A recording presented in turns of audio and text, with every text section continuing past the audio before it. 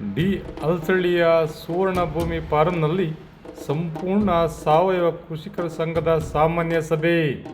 ಸಾವಯವ ಕೃಷಿಯಿಂದ ಭೂಮಿಯ ಫಲವತ್ತತೆ ಹೆಚ್ಚುತ್ತದೆ.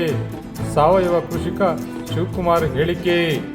ಡಿ ಅಲಸಳ್ಳಿ ಗ್ರಾಮದ ಸಮೀಪ ಇರುವ ಸುವರ್ಣ ಭೂಮಿ ಫಾರಂನಲ್ಲಿ ಸಂಪೂರ್ಣ ಸಾವಯವ ಕೃಷಿಕರ ಸಂಘದ ಸಾಮಾನ್ಯ ಸಭೆ ಜರುಗಿತು. ಸಭೆಯಲ್ಲಿ ಸುವರ್ಣ ಭೂಮಿ ಫಾರಂನ ಸಾವಯವ ಕೃಷಿಕ ಜೆ ಶಿವಕುಮಾರ್ ಸಂಪೂರ್ಣ ಸಾವಯವ ಕೃಷಿಯ ಕುರಿತು ಪ್ರಾತ್ಯಕ್ಷಿತೆ ಮೂಲಕ ರೈತರಿಗೆ ಮಾಹಿತಿ ಮಾರ್ಗದರ್ಶನ ಮಾಡಿದರು. ಆಗಮಿಸಿದ ರೈತರುಗಳಿಗೆ ತಮ್ಮ ಜಮೀನಿನಲ್ಲಿ ಬೆಳೆದಿರುವ ವಿವಿಧ ಜಾತಿಯ ಹಣ್ಣು ಹಂಪಲುಗಳನ್ನು ಹಾಗೂ ಯಾವ ರಾಸಾಯನಿಕ ಗೊಬ್ಬರಗಳನ್ನು ಬಳಸದೆ ಕೇವಲ ಸಾವಯವ ಕೃಷಿಯಲ್ಲಿ ವ್ಯವಸಾಯ ಮಾಡಬೇಕು, ಇದರಲ್ಲಿ ಹೆಚ್ಚಿನ ಲಾಭವನ್ನು ಪಡೆಯಬಹುದೆಂದು ಅವರು ಈ ಸಂದರ್ಭದಲ್ಲಿ ಪ್ರಾತ್ಯಕ್ಷಿತೆ ಮೂಲಕ ಪ್ರತಿಯೊಂದು ಗಿಡವನ್ನು ಬೆಳೆಯನ್ನು ತೋರಿಸಿ ರೈತರಿಗೆ ಮಾಹಿತಿ ಮಾರ್ಗದರ್ಶನ ಹೇಳಿ ಜಾಗೃತಿ ಮೂಡಿಸಿದರು. ಸಭೆಯಲ್ಲಿ ರೈತ ಮಹಿಳೆ ಪುಷ್ಪಲತಾ ಹಾಗೂ ತೋಟಗಾರಿಕೆ ಇಲಾಖೆಯ ಸಹಾಯಕ ನಿರ್ದೇಶಕರಾದ ಶಾಂತರಾಜು ಸಾವಯವ ಕೃಷಿಯ ಬಗ್ಗೆ ಈ ಸಂದರ್ಭದಲ್ಲಿ ಆಗಮಿಸಿದ ರೈತರಿಗೆ ಸಾವಯವ ಕೃಷಿಯಿಂದ ಆಗುವ ಲಾಭಗಳ ಕುರಿತು ಮಾಹಿತಿ ಮಾರ್ಗದರ್ಶನ ಮಾಡಿದರು. ಸಭೆಯಲ್ಲಿ ಸಾವಯವ ಕೃಷಿಕರ ಸಂಘದ ಅಧ್ಯಕ್ಷರಾದ MN ಮಹೇಶ್ ಕುಮಾರ್ ಸೇರಿದಂತೆ ಸುಮಾರು 250ಕ್ಕೂ ಹೆಚ್ಚು ಸಾವಯವ ರೈತರು ಭಾಗವಹಿಸಿದ್ದರು. ವಿಶೇಷ ವರದಿ HN ಪ್ರಸಾದ್, ಹಲಗೂರು. 1 ಲೀಟ್ರ್ ಇದು ಥೈಲ್ಯಾಂಡ್ ವೆರೈಟಿ. 1 ಲೀಟ್ರ್ ಬರುತ್ತೆ. ನನ್ನ ಹತ್ರ 30 ವೆರೈಟಿ ತೆಂಗಿ ಹಾಕಿದ್ದೀನಿ. ಈ ಡ್ರೈವಲ್ಲಿ ಇರೋದೆಲ್ಲ ಸಿಂಗಲ್ ವೆರೈಟಿ ತೆಂಗು, ಬೇರೆ ಬೇರೆ ಕಂಟ್ರಿದು. 1500 ರೂಪಾಯಿಗೆ ಒಂದು ಎಳ್ನೀರು ಸೇಲ್ ಆಗುತ್ತೆ. ಆ ಥರ ಎಳ್ನೀರು ಇದೆ ನನ್ನ ಹತ್ರ. ಪಿಂಕ್ ಕಲರ್ ಎಳ್ನೀರು, ಪರ್ಫ್ಯೂಮ್ ಎಳ್ನೀರು, ಐಸ್ ಕ್ರೀಮ್ ಎಳ್ನೀರು, ಆ ಥರದ್ದೆಲ್ಲ ಕಲೆಕ್ಟ್ ಮಾಡಿದೆ. ವರ್ಲ್ಡಲ್ಲೇ ಸ್ಮಾಲೆಸ್ಟ್ ಎಳ್ನೀರು ಅಂತ ಹೇಳಿದ್ರೆ ಇಷ್ಟೇ ದಪ್ಪ ಬರುತ್ತೆ, ಅದು ಇದೆ ನನ್ನ ಹತ್ರ. ಈ ಥರ ಕಲೆಕ್ಟ್ ಮಾಡೋದೊಂದು ಹಾಬಿ.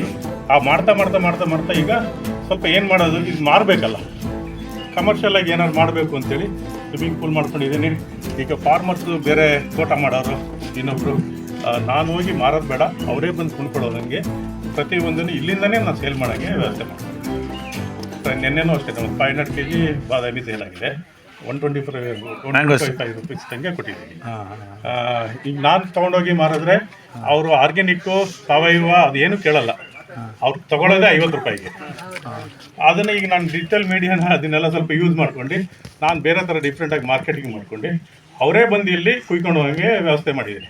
ಬೆಳಗ್ಗೆ ಟಿಫನ್ ಕೊಡ್ತೀನಿ, ಮಧ್ಯಾಹ್ನ ಊಟ ಕೊಡ್ತಾಯಿದ್ದೀನಿ, ಸಂಜೆ ತನಕ ಒಂಥರ ಒಂಥರ ಟೂರ್ ಮಾಡ್ಕೊಂಡು ತೋಟ ಟ್ರಿಪ್ ಮಾಡ್ಕೊಂಡು ಬೇರೆ ಬೇರೆ ವೆರೈಟಿ, ಅವ್ರಿಗೆ ಇಂಟ್ರೆಸ್ಟ್ ಇದ್ದರೆ ಬೇರೆ ಬೇರೆ ಏನೇನು ಗಿಡ ಎಲ್ಲ ಕೇಳ್ತಾರೆ. ಇಂಟ್ರೆಸ್ಟ್ ಇಲ್ಲ ಅಂದರೆ ಸ್ವಿಮ್ಮಿಂಗ್ ಪೂಲಲ್ಲಿ ಆಡ್ಕೊಂಡು KG ಲೆಕ್ಕ ತೂಕ ಮಾಡ್ಕೊಂಡು ಹೋಗ್ತಾರೆ.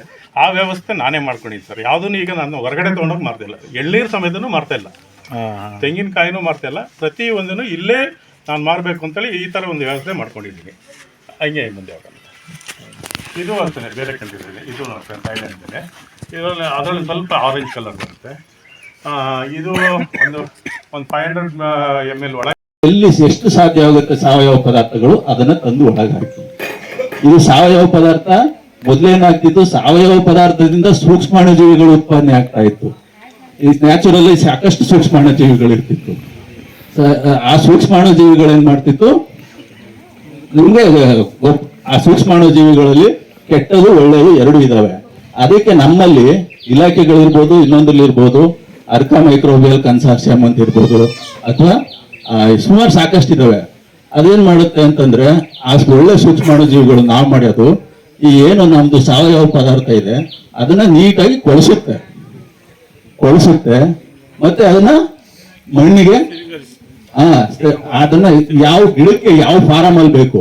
ಈಗ ನಮ್ಮಲ್ಲಿ ಈಗ ಆಕ್ಸಿಜನ್ ಇದೆ ಇಲ್ಲಿ, ಇದು ನಮ್ದು ಏರಲ್ಲಿ 78% ನೈಟ್ರೋಜನ್ ಇದೆ. ನಾವು ಯೂರಿಯಾಕ್ಕೆ ಯಾಕೆ ಹೋಗ್ಬೇಕು? ಯೂರಿಯಾ ತಿಂದು ಕ್ಯಾನ್ಸರ್ ಬರ್ಸ್ಕೊತಾ ಇದಾರೆ ಅಲ್ವಾ? ಇಲ್ಲೇ ಇದೆ 78%. ಈ ಏರಿಯಾಕ್ಕೆ ಇದು ಮಾಡಿದ್ರೆ 78 ಭಾಗ ನೈಟ್ರೋಜನ್ ಇದೆ. ಅದನ್ನ ನಮ್ಮ ಅಜಿಟೋಬ್ಯಾಕ್ಟ್ರು ಮತ್ತೆ ರೈಜೋಬಿಯಮು ಇವೆಲ್ಲ ಏನ್ ಮಾಡುತ್ತೆ, ಬೇರಿನ ಗಂಟುಗಳಲ್ಲಿ ಕಲೆಕ್ಟ್ ಮಾಡುತ್ತೆ, ಮಣ್ಣಲ್ಲಿ ಅದನ್ನ ಕನ್ವರ್ಟ್ ಮಾಡಿ ಅವಶ್ಯಕತೆ ಅಂದ್ರೆ ಗಿಡಕ್ಕೆ ಯಾವ ಫಾರಮ್ ಅಲ್ಲಿ ಬೇಕು, ನೈಟ್ರೋಜನ್ ಇರ್ಬೋದು, ಫಾಸ್ಫರಸ್ ಇರ್ಬೋದು, ಪೊಟ್ಯಾಸ್ ಇರ್ಬೋದು, ಕೆಲವೊಂದು ನೇಟೆಂಟ್ ಫಾರಮ್ ಅಲ್ಲಿ ಆ ಕೆಲಸಗಳನ್ನ ನಮ್ಮ ಸೂಕ್ಷ್ಮಾಣುಜೀವಿಗಳು ಮಾಡುತ್ತೆ. ಅದಕ್ಕೆ ನೀವು ಈ ಕೊಟ್ಟಿಗೆ ಗೊಬ್ಬರದಲ್ಲಿ ಅದನ್ನ ಮಿಕ್ಸ್ ಮಾಡ್ಬೇಕು. ನೀವು ತಂದು ಹೊರಗಡೆ ನಮ್ಮಲ್ಲೇ ಇದಾವೆ, ಅವು ಏನ್ ಮಾಡುತ್ತೆ ಯಾರು ಕೊಡಬೇಕು, ಮಹಿಳೆಯರು ಕೊಡಬೇಕು ಅಂತ ತೀರ್ಮಾನ ಮಾಡಿದ್ರು.